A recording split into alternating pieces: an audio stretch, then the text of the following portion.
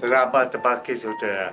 Kita akan memperhatikan tugas kita sebagai hamba Tuhan. Hamba Tuhan itu ada macam-macam. Hamba Tuhan itu digolongkan menjadi dua bagian saja. Di dalam 2 Timotius pasal 2 ayat 20 dikatakan, dalam rumah yang besar bukan hanya terdapat perabot dari emas dan perak. Pertama dipakai untuk maksud yang kurang mulia, yang kedua dipakai untuk maksud yang kurang mulia. Ada yang terbuat dari emas, ada yang terbuat dari tanah liat. Ya, kita berpikir bagaimana menjadi hamba Tuhan yang berguna bagi Tuhan. Yang pertama-tama dikatakan bahwa hamba Tuhan yang berguna itu terbuat dari emas, dipakai untuk tujuan yang mulia.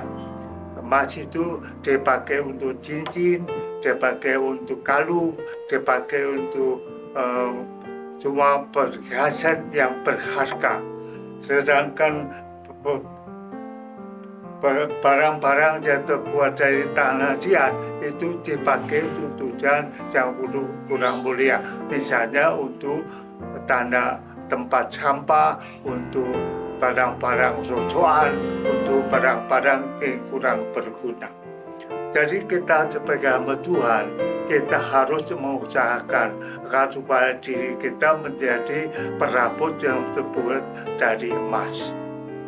Ini artinya kita harus menghindari perkara-perkara yang kurang berguna bagi kehidupan kita.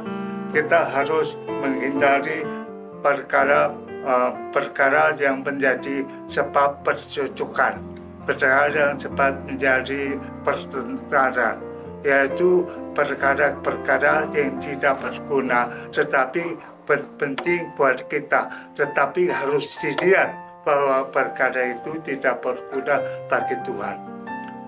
Kalau orang banyak mementingkan memuaskan diri sendiri, berarti dia tidak mengutamakan apa yang menjadi tugas dia.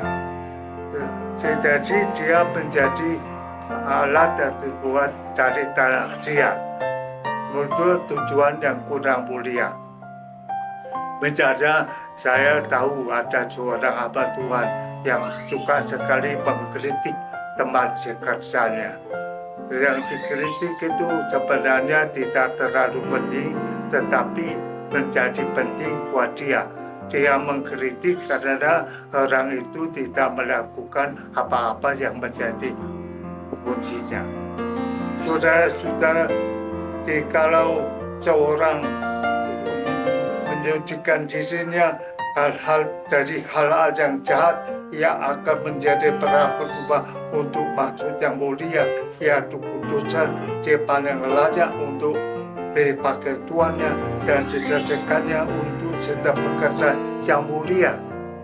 Jadi hidup kita menjadi baik kalau kita mengutamakan yang menjadi Tuhan. Pikiran kita, perkataan kita, perbuatan kita harusnya sesuai dengan pekerjaan Tuhan.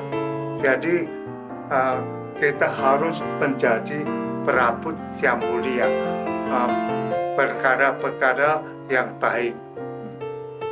Jikalau dia mengutamakan perkara-perkara yang tidak baik, dia tidak dipandang mulia. Jika tidak dipandang mulia, dia dipandang rendah oleh Tuhan. Nah, saudara-saudara, kita punya peluang untuk hidup, untuk berpindah, untuk berpikir, untuk melakukan perkara-perkara yang berkenan bagi Tuhan. Saudara-saudara, apakah saudara menjadi alat yang menjadi emas,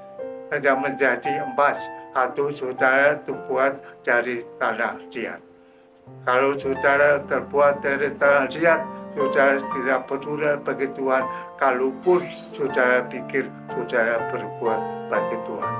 maka harapan saya, jadilah alat-alat di dalam rumah Tuhan yang terbuat dari emas dan dipakai untuk perkara-perkara yang mulia. Demikianlah kiraan Tuhan menolong saudara dan menolong kita sekalian. Terima kasih.